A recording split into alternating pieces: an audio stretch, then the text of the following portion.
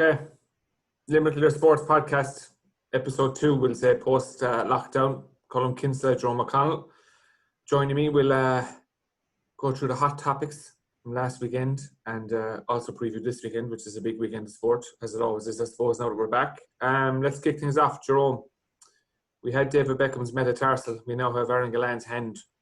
Everything all right there post-surgery?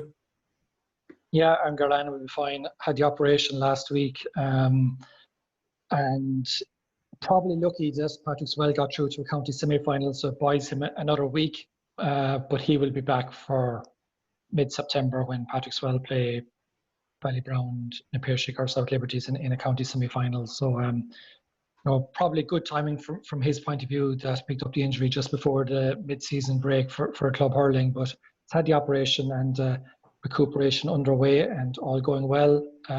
We'll be back for a county semi-final for Kieran Carey's side. And a good couple of weeks then for potential return to the Green of Limerick if things go to plan? Yeah, as of now, we've started into 3 weeks of football. So then we come back for 3 weeks of club hurling, quarterfinals, semi-finals and finals. So, for members of John Kiley's Limerick Senior Hurling panel, at best they probably have 3 club games to play before he gets his hands on them in late September. Right, talking GA, and I'll keep on to your good self. Senior Football Championship. What do we think from the first weekend of action? One maybe surprise with Galway against St. Kieran's last night to bookend as you were? Yeah, I would have thought from the outset that, Newcastle West and Adair were probably the 2 sides that would lift silverware. I haven't seen anything to change my mind just yet, but we have to see another 4 sides make their debut in the championship this weekend. As you said, Galway probably, the big winners from round 1 in terms of their result. It will be a competitive group that they're in, and to turn over St. Kieran's and get 2 points on the board, it's a big start for them, and all attention now in that group turns to St. Kieran's versus Monaleen the weekend, and St. Kieran's have to, get a result there if they're to keep their championship alive. Otherwise, they'll be looking into as being one of 4 in relegation trouble. Yeah, Colin, it's something we saw in the hurling championship. The fact that if you lose a game, you're out the following week. You're out against a fresh side. You've played maybe suspensions, maybe injuries, and it's do or die automatically for you. It's a weird kind of, I suppose, COVID fallout, isn't it?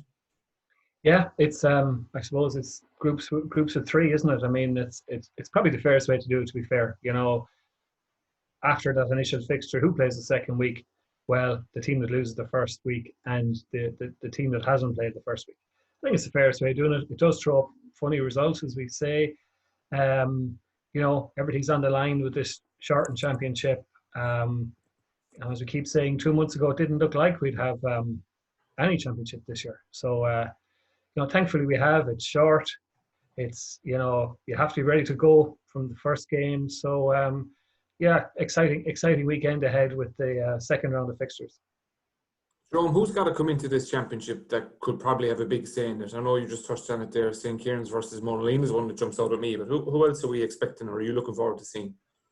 Yeah, we've got four new sides this weekend. Monaleen, Fodder Cases, Abbeyfield, Ballylanders and Ballysteen. So, all strong football sides in their own regards. And the thing for them is that they now face into a side that have a game under their belt. And we saw it in the hurling that a lot of the sides that lost in round 1, be it senior or intermediate, they came back with something to prove in round 2. And obviously they're fighting for their lives as well. And, that match practice from round 1, it did stand to a lot of those teams, and they won, I would guess in about 70% of the cases, or went very close to it. So it's a real big test for those 4 new sides coming into it. Now, that said, they've had a good, 6-7 weeks of training and challenge games underneath them, which is, something that they would normally never get. So there shouldn't really be any excuses. But that said, there's no real substitute for a championship game over a challenge game. So interesting times for those 4 ahead. But certainly, we've had Monaleen and Ballylanders would have been county finalists in recent years and would, be on a short list along with Newcastle and Adair. But certainly Newcastle and Adair in round 1 put down a marker that they will be there or thereabouts. Colin, we'll come to the matter of whether we'll have sport or not in a month's time, maybe near the end of it, but we still do have sport, so we'll plough on while we have it. Big weekend for soccer just gone. Another big week for soccer coming as well. So Ashling, Munster Junior Cup winners, beating Fairview. Treaty United out on Wednesday night in the Markets Field too, and then we're leading into the return of the Premier League as well. Yeah, that's right, Don. Big win for Ashling and Academy, beating local rivals Fairview Rangers 1-0 yesterday in the Munster Junior Cup final at Jackman Park. I suppose a surprise, most people would say, but hadn't been a huge amount between the sides when they met earlier on in the season. And, cup finals take on a life of their own, as we always say. And, Ashling got ahead, Aaron Murphy's goal, and then Fairview lost the player, so to a red card. So, 1-0, it was tight the whole way through, 5 minutes of injury time at the end. And, big win for Ashling to get a provincial trophy like that. And as you said, timely boost ahead of the start of the Premier League. The local Premier League kicks off on Thursday night. So they'll be cock a hoop. They have a home game first. So it's a good one for them. And you mentioned Treaty United, the senior side, played their first home fixture of the Women's National League season on Wednesday night. They play Cork City at the Markets Field. Treaty obviously lost to Peamount, who are the standout team in the division. A lot of household names. They're Irish senior internationals. They gave their all, but were beaten 5-0. Peamount went to Cork yesterday, and beat Cork 3-0. So interesting to see the line of form. Both sides at the Markets Field have both lost to Peamount. Be interesting to see how that goes on Wednesday night. So it's unfortunate. I mean, we keep saying the 200 limit, all in between players, officials, media. And it's unfortunate, obviously, that more people won't get to see it in person. But obviously, these are extraordinary times we're living in at the moment. And so, fingers crossed, Treaty can pick up 3 points, kickstart their season, and they have some fixtures coming up that they'll be hoping to pick up some points in.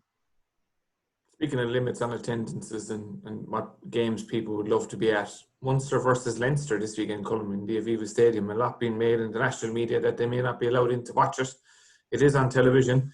And then Munster had a positive test last week into the mix as well, where they had to shut down training. So is this game going to go ahead? First off, and then after that, are we all meant to watch it on telly?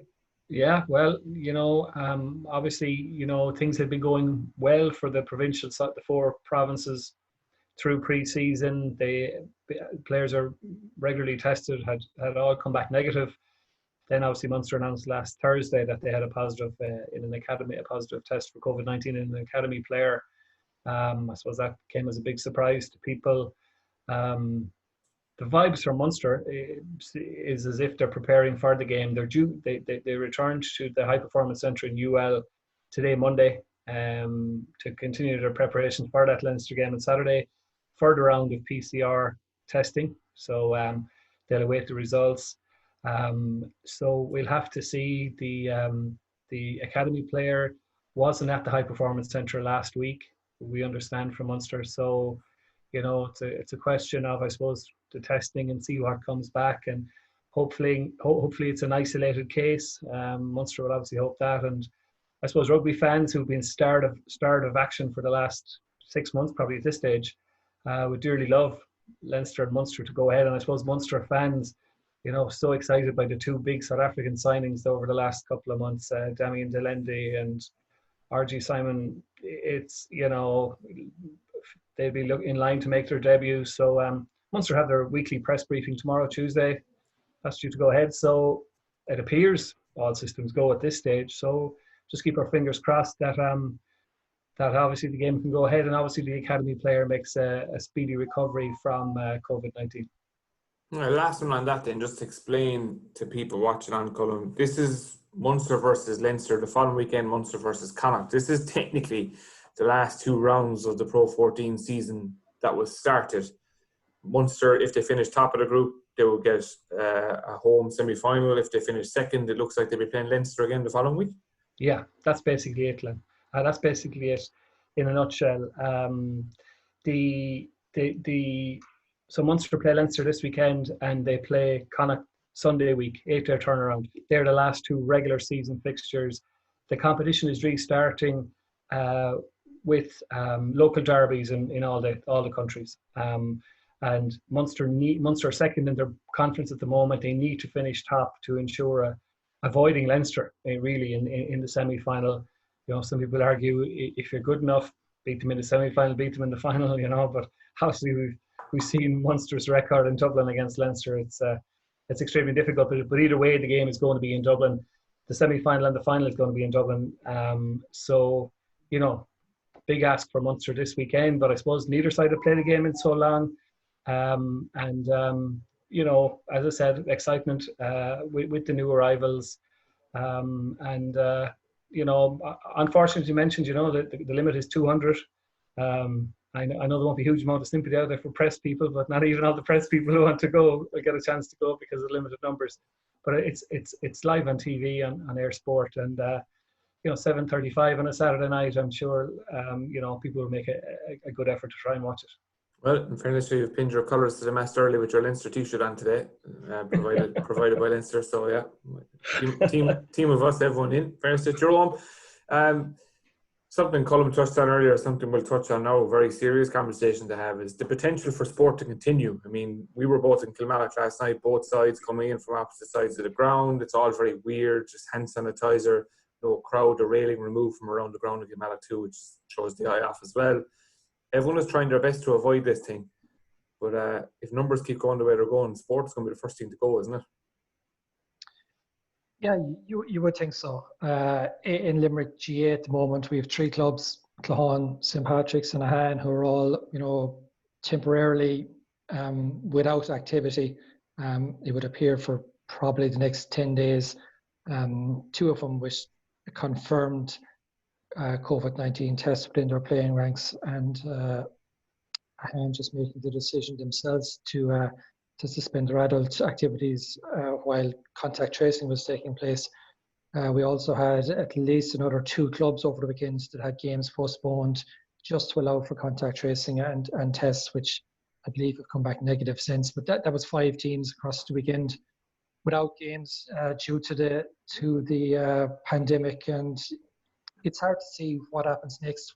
We must point out, though, of those 5, none of the transmissions were actually, none of them happened on GA activities, be it games or training. So from what I understand, certainly in Limerick, we're yet to have a transmission actually on the field of play or, during a sporting activity. They've happened away from the clubs, and in fairness to those clubs, I think they've been quite proactive in terms of trying to ensure that it doesn't spread throughout their community by withdrawing their teams. But there's no doubt about it. Across the next 2-3 weekends, we see soccer return, we see rugby return. If the figures continue to go the way they are, it's hard to know what's going to happen, But I guess we got to push on with what we have right now. But I do also think we could have a redoubling of efforts. Obviously outside of the sporting sphere, but certainly in the sporting sphere as well. It's week 5 just gone of club action returning in Limerick, and I think we've seen it slip, a little bit. And let's be honest, all of society has probably slipped across the last 5 weekends. But certainly you can see it in the sporting action as well. I've seen dugouts back in action, which were ruled out initially. Teams were supposed to be at opposite sides of the field. We've seen teams on the same sides of the field.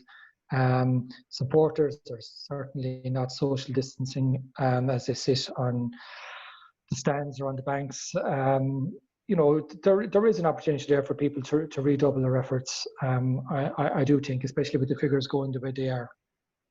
Yeah, Colm, it's a big test for a contact sport like rugby. I mean, granted, Jerome is bang on there. We've had no positive COVID tests from actually on-field contact, but I mean, just talk about scrums alone. You're right up there. You're right in people's faces. The testing isn't as vigorous as it is at the senior professional level. So I mean, look, it really is wait and see, isn't it? It's a tightrope that everyone's going to have to walk.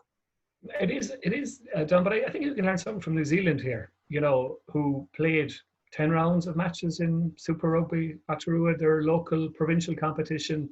we didn't hear anything about cases from games, players contracting COVID-19 from playing games. And, given the incubation period for the virus, we saw no cases. Now, obviously, New Zealand has issues at the moment, but that's not to do with rugby. So I think, if you look at the sports side of New Zealand, we can see maybe what Pro 14 can learn from it. I think sports clubs deserve credit for the fact that they've put their hands up and confirmed that they have cases within the club. I suppose an interesting one from my point of view is a sports club that has maybe 10, 12, 14 teams between underage, from under sixes, under eights, right up to adult level, and several teams. Is it the GA clubs have taken the decision that they're going to close down all activity at all levels? You wonder, excuse me, if there's a case in an adult team, does the juvenile teams need to cease? That's the decision they've taken. They probably are on the side of caution, and I suppose in the last week or 10 days with the rise in cases, you can understand that approach. It's unprecedented times.